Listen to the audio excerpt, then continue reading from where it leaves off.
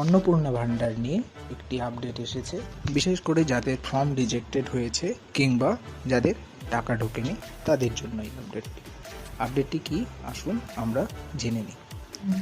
আপডেটটির দিকে নজর রাখলে আমরা দেখতে পারবো যে বিষয়টি যে পশ্চিমবঙ্গ সরকার কর্তৃক একটি মিটিংয়ের আয়োজন করা হয়েছিল। এই মিটিংয়ের আয়োজন করা হয়েছে সাধারণত চিফ সেক্রেটারি মহাশয়ের তরফ থেকে। কি বলা হয়েছে সেই মিটিংয়ে? 4 তারিখে এই মিটিংয়ের আয়োজন করা হয়েছিল 3টের সময়। এই মিটিংটিতে মূলত আলোচনা করা হয়েছে যে কতজন ফর্ম ফিল আপ করেছেন প্রায় 1,60,00,000 বেশি মানুষ, এবং তার মধ্যে 1,22,00,000 মানুষ টাকা অলরেডি পেয়ে গেছে এবং 27,83,000 মানুষের ফর্ম বাতিল হয়েছে। কী কারণে ফর্ম বাতিল হয়েছে?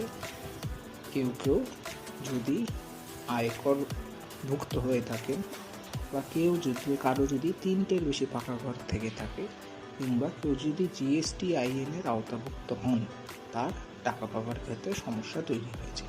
এর পরবর্তীকালে দেখা গেছে যে ফিল্ড লেভেল ডেটা কালেকশনের কথা বলা হয়েছে।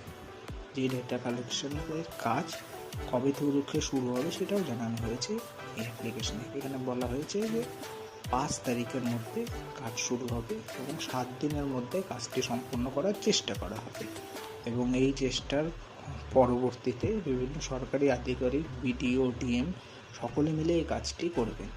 এবং ব্যাংকে যদি কোনো সমস্যা হয়ে থাকে তা দেখবেন ডিস্ট্রিক্ট অ্যাডমিনিস্ট্রেটররা। আপনারা অর্থাৎ নিশ্চিত থাকুন সরকার যথোপযুক্ত ব্যবস্থা নিচ্ছে। এখানে দেখতে পাচ্ছেন চিফ সেক্রেটারি মহাশয়ের